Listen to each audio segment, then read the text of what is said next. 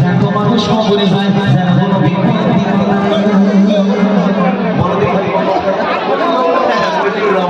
এটা ঠিক বলেছে। মোটামুটি মোটামুটি বক্তাদের নকল আমি লাস্টের দিকে শোনাবো ইনশাআল্লাহ। যে কটা বক্তা আপনারা বলবেন ঠিক করে রাখেন, কোন বক্তার নকল শুনবেন ঠিক করে রাখেন, সব বক্তার নকল হবে। মিজানুর রহমান আজারির হবে, কোনো চাপ নেই।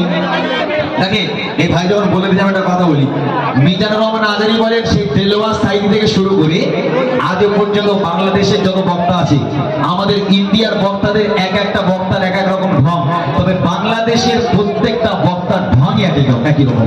সে দেলোয়ার সাইড থেকে শুরু করে আপনি মিজানুর রহমান আজারি পর্যন্ত ওনারা একই ধাঁচে ওয়াজ করে, কারো ধাঁচ উল্টো পাল্টা নেই। কিন্তু আমাদের ইন্ডিয়ার বক্তাদের এক একটা বক্তার ধাঁচ এক এক রকম।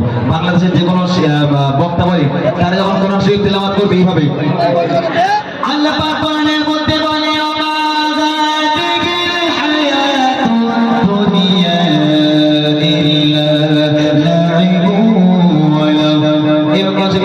যখন ওয়াজ করবে আল্লাহ পাক কইছে মুসা আমি তোকে বানাইছি, নবী করে পাঠাইছি দুনিয়ার লাগে, তুই কেন ফেরাউনের থেকে ভয় পাস? আমি তোর আল্লাহ কই, আমি তোর মাবুদ কই, তোর হাতে লাঠি খা একটা বার নদীর উপরে ঠাপে আমি আল্লাহ পাক কুদরতি শক্তিতে রোড তোকে বানাইয়া দিব।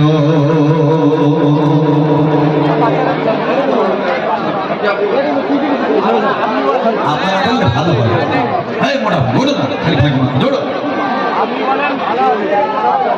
আচ্ছা বাচ্চারা কই? বাচ্চারা দিয়েছে পয়সা? লাইক তোরা খাবার টাকা না আমার দিচ্ছিস?